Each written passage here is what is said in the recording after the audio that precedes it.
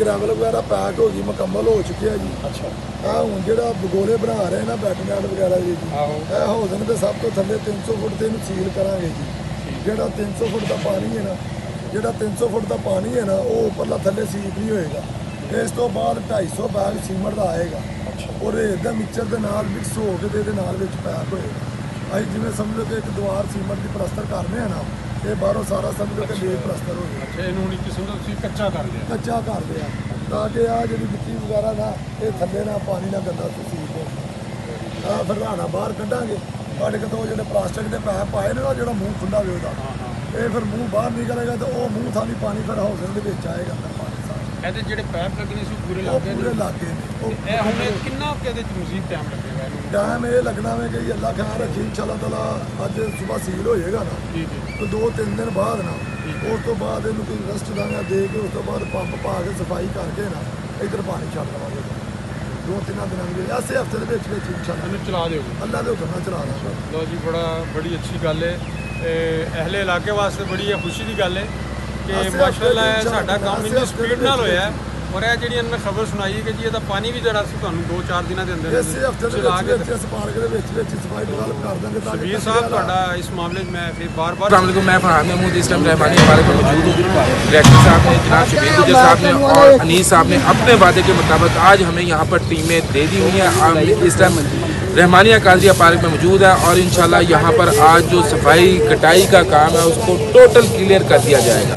उसके बाद जनाब डायरेक्टर साहब ने सख्ती से नोटिस लेते हुए अपने वर्करों को ये कहा है कि आइंदा यहाँ पर किसी किस्म का कंप्लेन आया तो आप नौकरियों से बर्खास्त कर दिए जाएंगे। इसमें ये देख सकते हैं आप यहाँ पर ये भट्टी साहब और इंचार्ज साहब यहाँ पर लोगों के साथ मौजूद हैं और यहाँ पर ये काम करवा रहे हैं और ये काम शुरू हो चुका हुआ है। हमारे अबू बकर साहब यहाँ पर बड़े एक्टिव रहते हैं, अल्हम्दुलिल्लाह हमें इन पर मान है।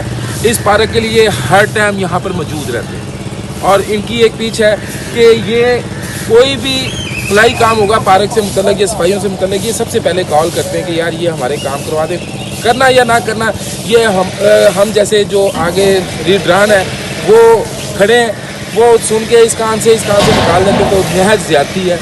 लिहाजा मैं इनकी बात को हर दफ़ा फॉलो करता हूँ और इसको काम करने की कोशिश करता हूँ कि जो ये कहते हैं हम उसको करें, मगर कुछ चीज़ें मेरे हाथ में नहीं है तो मेरे लिए मुश्किल हो जाता है। बाकी जो ये आप उनकी सुने ये क्या कहना चाहिए?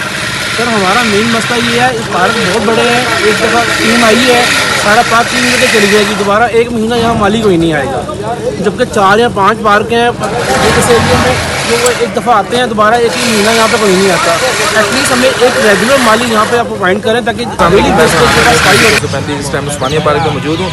हमने जनाब शबीर गुजर साहब और अनीस साहब से गुजारिश की थी कि हमारी पार्कों की हालत नासाज हो चुकी हुई है और यहाँ पर बड़े मसले मसाइल पैदा हो चुके हैं। पार्कों में बड़ी बड़ी घास हो चुकी हुई है और सफाई का जो मामला था वो बिल्कुल नाकारा हो चुका हुआ है, जिस पर शबीर गुजर साहब और अनीस साहब ने नोटिस लेते हुए डायरेक्टर साहब से कल मीटिंग की है और मीटिंग के बाद उन्होंने आज ये सारा अमला यहाँ पर भिजवाया, जिसमें उस्मानिया पार्क और रहमानिया पार्क, दारुल इस्लाम मस्जिद और मक्की मस्जिद, नमाज खान पार्क, खुशी पार्क, इन सारों को आज ये क्लियर करेंगे और इंशाल्लाह 2 दिन के अंदर अंदर ये सारी चीज़ों को क्लियर करते जाएंगे।